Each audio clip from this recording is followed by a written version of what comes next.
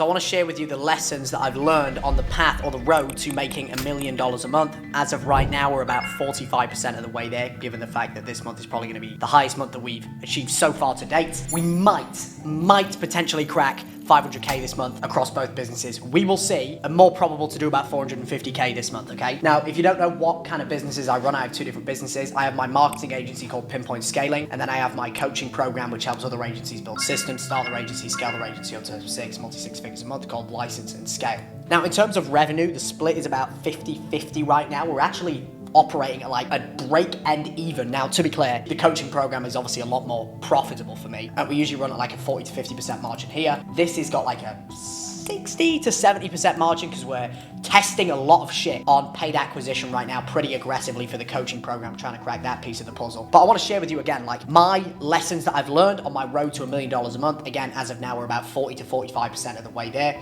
If people like this, I'll do more of them. We're going to break it down into mental shifts and beliefs. So the woo-woo shit that I've learned where I was like, why did I not know this sooner? And there probably will be things that I didn't put on this document that I will also just remember, and I'll run you through those as well as the practical shit, the shit that I wish I knew sooner that we're working on right now, which I truly believe are the biggest levers that we can pull to get to $1 million a month, okay? So we're gonna start with the woo-woo shit because I love the woo-woo shit. So the first thing is, again, like, I love the saying, you need to be reminded sometimes more than you need to be taught, which is at this current level, relinquishing control is an absolute non-negotiable. Like getting up to like 100, 200, 300K a month, it's really all about like brute force, personal drive. It's literally your output is directly correlational with your ability to just fucking abuse stimulants and go all in and just focus on revenue-driven actions. Yes, you can delegate low-leverage shit to a VA and things like that. I'm not talking about those kind of hires. I'm talking about like hiring high-level people that can take off high-level tasks off your plate. For example, somebody to run our ads and focus on all of our marketing, like a CMO, somebody to handle finances, somebody to fully handle like one of the businesses completely so they can run it like completely without me as an example, which I'll get into in a moment. Like again, I already kind of knew this, but it's funny how what gets you up to like 100, 200K a month is usually just like more work, more input, the high leverage shit. You just put more in, you get more out. And usually to get to like 100, 200, 300K a month, once you have a predictable and scalable acquisition channel, you have offer market fit. It's usually just putting your balls on the table, spending more on ads, and then as a result of that, things will break. You'll need to hire more people. You fix the systems, the operations, you build out SOP boot camps, and then you hire the relevant people relevant to the problems that you are facing. But I'm realizing now that once you get past like 200, 300K a month, in order to get from there to like 500K, $1 million a month, it's actually about letting go, which can be really fucking scary. Because at this point, when you're at like multi-six figures a month, you have this belief where it's like, okay, I just put more in. I work harder, I get more out. And over the last, I would say 6 months, I've just been so frustrated, banging my head against a wall, fucking working so hard to realize, oh, like my input is no longer directly correlational with my output if I'm not working on the right things. Therefore, I need to actually give up control, give up profit in order to get it to the next level. Number 2, this one's a little bit woo-woo, but it's okay to take a break. And if anything, it is one of the highest leverage things that I can do. Now, I've been working 10 to 12 hours a day, 7 days a week for years. Not necessarily because I had to. For context, when I got myself to a fortunate enough position where I was no longer really needed in the agency on the day-to-day working, 7, 10, 12 hours a day, I immediately started a coaching program for other agencies to help them do the same thing just because I like making money, I like growing, and yeah, I love challenge. And this was the next big challenge for me. I'm obsessed and I ultimately love the grind. However, I'm realizing now that my best ideas don't come when I'm staring at a screen. They come when I'm in the sauna. They come when I'm spending time with friends, spending time with family, or just taking a day to just journal, sit by the pool, think, and be away from the screen, be away from the stimulation, be away from the 1,000 things firing in my brain every 5 minutes. And it sounds counterintuitive for someone with, say, obsessive tendencies, right? If you're like me, where you fixate on the things that you have. If I'm gonna have caffeine, I'm gonna have 1,000 milligrams a day. If I'm gonna have nicotine, I'm gonna have like 30 nicotine mints a day. If I'm gonna work, I'm fucking working all day and I'm gonna abuse stimulants in the process, right? But this was like the hardest thing for me to do, to relax, to sit back, to sit there with a pen and a paper and just sit with my thoughts and allow my unprocessed thoughts to come up from the subconscious and for it ultimately get me and allow me to start thinking outside the box. So what I realized here is like taking breaks is one of the hardest things that I have to do, but it's also one of the highest leverage things that I have to do. Now, again, I want to be clear in saying if you're watching this and you're not making like 100K a month, you shouldn't even be worried about that. But if you're already making 6 figures a month, I can tell you like For context, I went to a mastermind over the weekend, and I'll be honest, like the only reason that I went is because I wanted to get away from my screen, and I knew that if I paid for something, I'd be forced to get away from my screen, to network with other people, to take a break, to think, and to hear other people's perspectives, okay? So for me, like one of the highest leverage things I'm doing now is actually blocking in my calendar. Once a week, I'm not gonna work, I'm gonna go to the sauna, I'm gonna get a massage, I'm gonna do anything but working, because that's where my best ideas come from. And I recently did a new time audit where basically what I do is every 30 minutes I set an alarm, I list out on a sheet what I did, and then I assign $1 per hour to that task that I completed. And I realized that the highest leverage thing that I can be doing is like high level mindset stuff, like doing shadow work with a therapist as an example to uncover like unconscious shit that I didn't even know was affecting me in my life, and thinking, making big high level CEO decisions, big hires, big pivots in the business. All of these things usually come as a result of me sitting, processing unprocessed thoughts that usually wouldn't get processed as a result of me just being in constant go, go, go mode. Number 3, my risk tolerance must evolve. Now, you would have heard of the term, what got you here won't get you there. And this completely applies to your risk tolerance. So, we went from pretty comfortably spending like 30K a month on ads. And that used to be, I'd say let's say 12 months ago, even 6 months ago, to be frank with you, that would be like, oh shit, we're spending 30K on ads every month. And now it's like, that almost seems so fucking small to me. I'm like, we need to spend more on ads. And I'm starting to ask myself, like, why are we not growing at the level that I want to? We're growing pretty fast, to be clear. But I'm asking, why are we not growing faster? And it's because of my inability to put my balls on the table at the level that I tell my clients to. I have to be somebody that practices what I preach. And for me, 30K a month in ad spend is absolutely nothing. This month, we probably spent about 60K on ads collectively across both businesses. But I need to be willing to spend 100, 200, 300K a month on ads to put my balls on the table, because the more I spend, the faster I learn, and the more I fail, the faster I learn, the more data I collect. So again, like it comes down to the old saying, you need to be reminded more than you need to be taught. I tell my clients this all the time. If you're not spending an amount that scares you, you're not spending enough.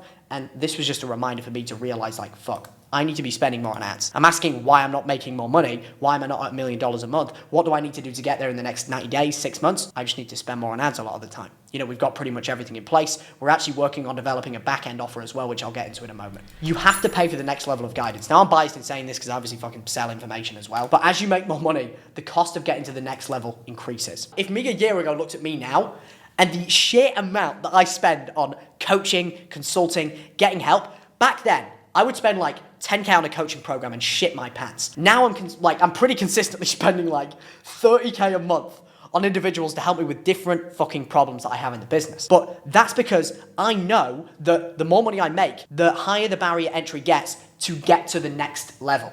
So the point I'm trying to make here is like, for me to, when I was stuck at like 50K a month and I wanted to get to 100K a month, it makes sense logically for me to pay like, 15, 20K to get into a program to help me get there, right? Because if I learn skills that will help me tack on an additional 50K a month, and that's going to pay me dividends over the span of pretty much forever, however long I run business, then it's worth it, right? But for me to get from, 200, 300K a month, 400K a month, up to like $1 million a month, I'm going to have to spend a lot of money in order to get there if I want to learn from people that have already done it. So like this month, for example, I spent 15K on a program to crack my Instagram and dial it in. We've already collected like an additional 50K new cash as a result of that. So immediate ROI. Another thing, I invested in like getting some back-end product development fucking tools as well. And this guy who's going to come in and audit everything with a fine-tooth comb, some consulting with a guy who runs and manages multiple sales teams for $1 million a month offers. Collectively, I've probably spent like 40K this month on coaching, consulting, okay? But I understand that the cost associated with getting to the next level is going to be higher. And I'm okay with the fact that I can sacrifice some margin now to pay myself a result later. I love Hormozi's saying on this, which is you should always continue to reinvest in the business and in your own skill set until you no longer have anything else to buy. Like buying any coaching is just so cheap to you. You have too much money that you cannot invest back into yourself. Because, I considered putting all of my money in like an S&P 500, considering investing in Bitcoin. But I'm looking at the return of that, maybe like 10% every year, where I could either just invest that in ads where I can make like a 1 to 4x ROAS in a month, which is way better than the S&P, or alternatively, I can split it there and I can split it into, say, I pay 15K for a coaching program to learn Instagram, and then I make 40K in a month, and now we gradually increase that every single month as a result of that investment, it's fucking worth it. That's a way better return than the S&P 500 or any fucking meme coin or Bitcoin will ever bring me. So point I'm trying to make is the only things I continue to invest in religiously, the only things I will continue fork out an absurd amount of money. I have an unlimited education budget for my team and for myself because I know ads and education are the highest leverage things that I can allocate my capital towards. And again, I'm biased here because I sell information, right? But take that with what you will. Number one, are you willing to sacrifice margin for scale? This is very important because I started the coaching business, and this was one of those things where it was like a $1 million an hour decision where I went back and forth for so long. I'm like, do I continue just scaling the agency? Do I start the coaching business simultaneously? And when I started the coaching business, I was like, okay, I'm going to get it to 100K a month and see what I want to do from there, and then I can make a decision. Coaching business, in the span of 30 days, immediately hit 100K a month with like 90% margin. No team, all organic. And it was a great lifestyle business. But I very quickly realized after 2 or 3 months, after I sort of exhausted the initial people that were already in my circle, they already knew me, liked me, trust me, they'd been consuming my content for years, and I got to 100K a month with closing like 10, 15K piffs via fucking DMs. Like, ridiculous. And then I very quickly realized, as we started drying up and saturating those people that already trusted me after watching years of my content, that we need to crack paid and we need to go a level above on organic. I need to be omnipresent. I can't just be posting YouTube. I need to be on Instagram. I need to be on LinkedIn. I need to be on Twitter. I also need to be running ads on a consistent basis, getting cold traffic as well. Because organic is great, but it's not predictable, it's not scalable. You could argue it kind of is scalable, but it's not consistent. Paid is. We need both running at all times to make sure that we can ultimately get to the level I want to get to. So I realized as well, like complete side tangent, to get to $1 million a month, I have to be okay with my margins dropping to 30, 40%. This is because scaling requires a bigger team, more ad spend, and more infrastructure. So the reason I bring this up is because what I realized and what I had to ask myself is, am I willing to get to that next level at the expense of cutting my margin down? And you have to ask yourself, like, why do you actually want that money?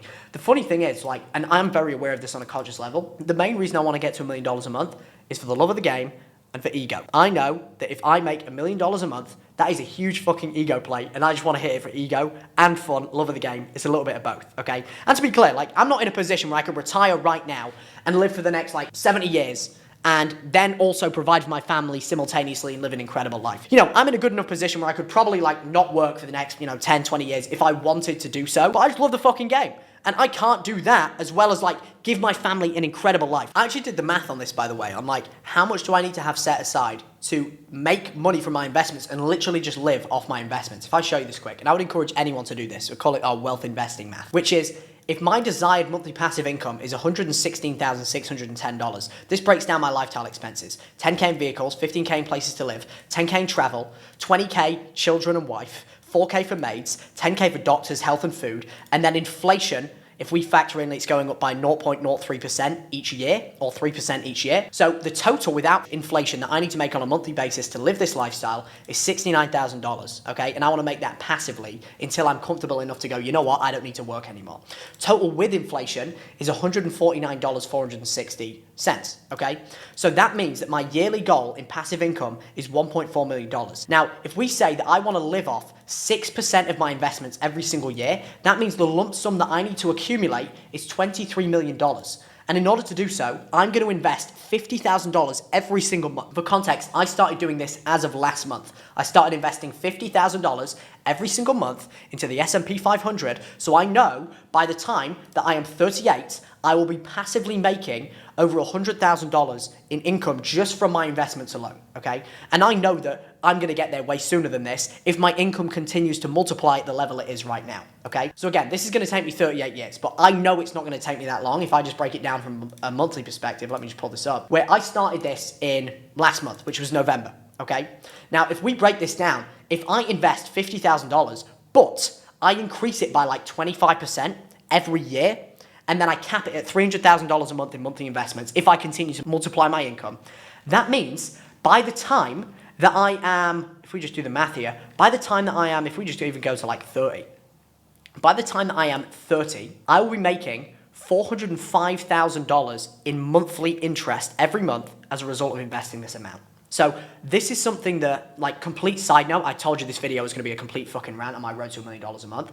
I've really started focusing on, like, the long-term plays here and thinking, like, what do I need to invest every single month to have the life that I want to have? Thinking about the long term, not just the short term, but like exactly what I need to invest every single month to make the amount of money that I want to make. And the crazy thing is, like, even by the end of 2026, if I just consistently invest $50,000 a month, I'll be making $11,000 in interest every single month completely passively. You could argue that a lot of people could live off that if they really want to do so. So pretty cool when you go through this. If you want to do this, by the way, just go to an interest calculator. So moving into the practical shit, which I've pretty much touched on some of them here, but first thing, brute force is no longer the answer, talent is. I've identified that the single highest leverage activity for me right now is acquiring A-player talent. You might have heard of the quote, if you want to go fast, go alone. If you want to go far, go with other people. And I've had tendencies to want to feel this level of control over everything. I think because obviously when I was younger, like I didn't really have that level of control for the reason that, you know, we were moving houses here and there. Like we were in a pretty decent position, but don't get me wrong, like by any means, we wasn't like stable in any way. You know, things would change all the time. We'd move from house to house. And I think subconsciously that's affected me. And now I just want control. But now I need to let go of control to get to the next level. So for me, for example, my next key hire is bringing in an actual COO on a profit share model to run the day-to-day of my agency so I can free up bandwidth and energy and attention to be able to focus on big plays in the agency and focus on big plays in the info product. Number two, you need multiple acquisition channels or funnels. Now, I figured out pretty quickly that you can rely on a single funnel to get to like 200, 300, even 400K a month to be clear. But we're gonna really struggle to do that to get to like $1 million or multiple $1 million a month, which is ultimately our goal. And we're finding that we have now started to test like a shit ton of different funnels just to see what sticks, which lesson learned, usually just test one or two at once, don't go crazy like we did. But like for us, it's going to be incredibly difficult to scale to that level with just one acquisition channel. So we're now adding multiple funnels to capture different segments of the market. So for example, like an acquisition channel could be running Facebook ads, but we can break that down into different funnels. So we've historically, to get to this point, only really ran organic and a call funnel. So we recently added a low ticket to high ticket funnel, which was break even on the front end. And then even though the sales cycle was longer because they had to consume the low ticket, we're at like a 3x ROAS on the back end after like a 30-day timeline, okay? So we're aggressively scaling that as well. And then as well, really focusing on dialing in the organic. So like videos like this help me get clients. I mentioned that I recently just invested in an Instagram program to help us with like follower ads, DM ads, having a DM setter in place and all of that stuff. That's been helping tremendously as well. Point number three, you need multiple products and a back end. A single product is the best way to get to 6 figures a month. And I would highly recommend that you don't overcomplicate it. I tell my clients this all the time that are trying to get to 6 figures a month. Don't start adding like 5 different products, doing SEO and then Facebook ads and then Google ads. Like simple scales, fancy fails. But in order to get to $1 million a month, we know that we're going to have a full product suite. Okay, so what we're currently working on developing right now is we recently added, this took us from like collectively like 300K a month up to 400K. We added a lower ticket offer for people that wanted to start an agency to get from 0 to 10K a month, which immediately tacked on an additional like 100K a month for us. Number two, we're actually going to add a back end offer as well. So we're going to build out a $50,000 like mastermind or ascension program for people. And in order to qualify, they need to be at 6 figures a month. Okay. So again, this is going to further like fucking 10x our lifetime value right now, or like 5x our lifetime value. And like it's mainly an LTV game to get to $1 million a month. I'm taking a bit of inspiration from Cole Gordon as an example, who you can see he's got everything fully dialed in. He has account managers in place. He has the full ascension ladder where, you know, he has RCA, which is like this side, and then he has STA, Sales Team Accelerator, and then he has the boardroom as well, which is like 50, 60K a year. We're looking to model something like that, but make it even better. Masterminds are a hidden gold mine. So we run masterminds in our program. And I used to think, you know, it's a nice add-on. It's a nice way of, you know, just connecting everyone, getting content. But I was doing the math over the weekend, and I realized that they are a huge revenue opportunity as well and a content generating machine. Because if we run 3 or 4 masterminds a year at 3 to 5K a person, 30 people attending, that's an extra 360K in yearly revenue. On top of that, we get incredible content, social proof, and new clients who then attend the mastermind and decide to join our core program. So what I once thought was like, oh, you know, it's a nice add-on, people want it. I realized like, oh, this is actually a huge revenue generating activity that I can produce, because not only do I make an additional minimum 360K in yearly revenue, we use that content, we get more clients, we use in-person testimonials, we get more clients. Like, there is so many leverage points as a result of doing in-person masterminds. So like huge lever that we just started pulling is let's double the fuck down on masterminds. Let's actually turn this into an acquisition channel for us as well. Because if we start getting people coming in that aren't in the program into the masterminds, we know if someone comes to a mastermind and gets the sheer amount of value that we provide at those masterminds, they will join our high ticket products. It is a no-brainer. The combined wins channel, this is a side note, but anybody running like a coaching program or who has like a low ticket and a high ticket, for us we have like a 5K product and 18K product, I realized that what we did is we had separate wins channels for both. We created a combined Slack channel for both. So we have a low ticket and a high ticket. We combined it, which meant that the big guys, the people in license and scale who were hitting like 100, 200, 300K a month, posting those wins in the channel, it would motivate the fuck out of the people in the low ticket program.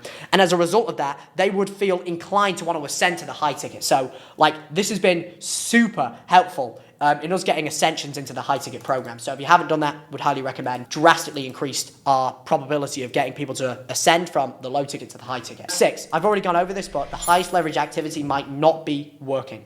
I've realized that my job at this point is not necessarily to be in the business, but to work on the business. And I recently made the mistake of spending too much time on tasks that were below my pay grade. Writing emails, Instagram reels, when I can delegate those things to an agency. And my highest leverage activities are thinking, strategizing, and building relationships. And I need to ruthlessly protect my time and focus only on things that are most probable to bring in the most revenue. For me right now, that's big decisions, big hiring decisions, big, like, deciding to bring in account managers into the program instead of just having it where it's a coaching program with, figure it out on your own. We're adding account managers. We're adding a full back-end ascension ladder. So it goes 5K, 18K, 50K. So we have the full product suite. We have the quarterly masterminds, and everything is pretty much dialed in on that end. And then final one, number 7, which again, you need to be reminded more than you need to be taught. I noticed that specifically for our agency ads, we had one UGC creator we've got under contract that's been the only face in our ads. I've realized that, after you spend multiple $1 million on ads in one given market, if the TAM is pretty small, you will experience face fatigue, which means people are going to be sick of seeing the same face again and again and again. And an important thing to note is people buy from people like them. People resonate with people that look like them, sound like them, act like them.